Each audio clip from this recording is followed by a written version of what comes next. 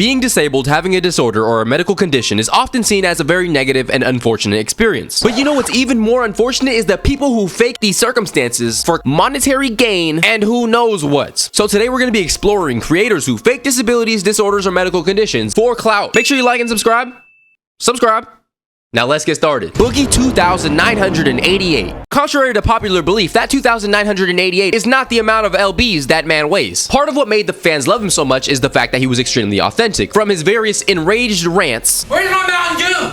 But since his rise, he's done some extremely questionable things. Once he received a $3 donation from a black person, he said, "That's a lot of money for a person of color." That's a lot of money, I guess, for a person of color, or is it not? I mean, hey, was he lying?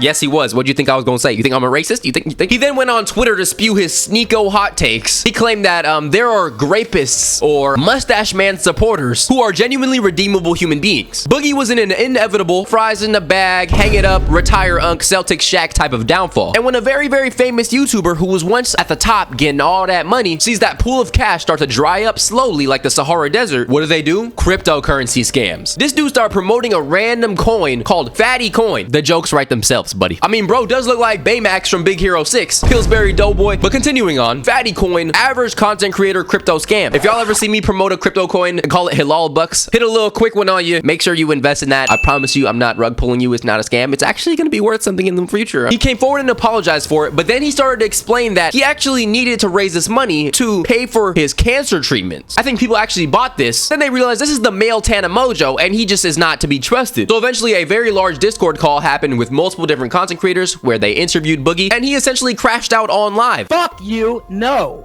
Yeah, I'll get naked right now. I'll get naked right now. Dude was literally getting butt naked on stream. Many people even offered to gift Boogie thousands and thousands of dollars if he presented proof of having cancer. The total contributors ended up being $65,000 US just to simply prove that you have the cancer, the condition that you claim to have, lil bro. Obviously, Boogie denied the offer. That clearly shows there is no treatment that you need. 65 bands. Who is not taking $65,000? I'll take that in a heartbeat, bro. I'll do strange things for $65,000. Denied the money, denied to show any proof of his condition, which essentially just proves the fact that he's a scumbag who scams fans and quickly tries to find some type of scapegoat like faking cancer. Boogie 2988, your time has come. You are officially done. Nobody likes you. You're done. Sketch.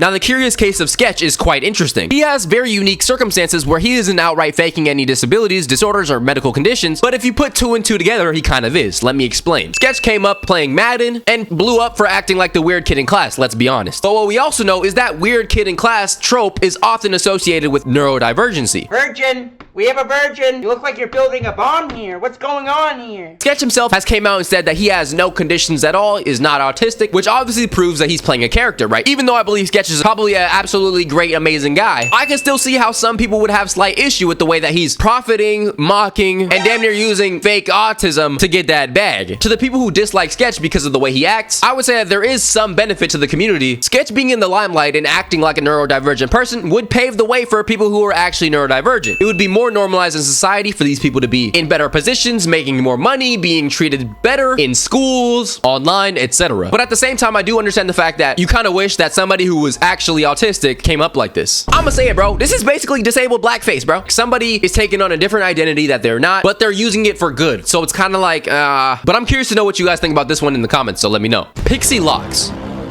I would say Pixie Locks is mostly known for fashion sense, vlogs, and being an advocate for mental health issues. But she's had a very controversial time on the internet regarding the mental health issue. Pixie Locks claimed to have been diagnosed with BPD, but then she began to explain in her videos that she saw a rise in YouTubers talking about their experiences with something called DID, and began to be like, oh, I got that too. Through rabbit holing and clicking through YouTube, I started absolutely falling in love with all these different DID YouTubers. It's almost like when you see a symptom that you have and you Google search it, we've all been through it, right? Why is there a black dot on my forehead and now all of a sudden you have facial cancer? And I was chatting in the halls with my two other friends in fashion who I didn't even know were also in on all the like dissociated lore, names and quirks and personalities and inside jokes and things. So it's really fun. Now you can kind of tell by the way that she talks, she's extremely bubbly and positive about unfortunate circumstances. I've heard that DID can be so bad that it makes people want to jump off a bridge in GTA. Another thing she did is she also went and got a DID cake. I'm gonna get a happy DID diagnosis cake. Let's go.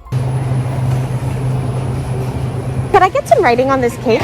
Look at it go. Getting a happy DID cake is definitely a choice. Like if you got a World War II veteran a happy PTSD cake, do you think it would be all smiles in the room? Probably not. Now, a common symptom of DID is having multiple different identities or alters that control a person's thoughts or behaviors. But in the video where she explained her symptoms, she did not explain the fact that she had alterations in her head, which also raised more eyebrows. She then made a video about Meet the Alters where she kind of displays these different identities that she supposedly has. My name is Jarek. I am originally a persecutor. Yeah, my name is Veronica. I am sexual protector. Yes, my name is Cliff.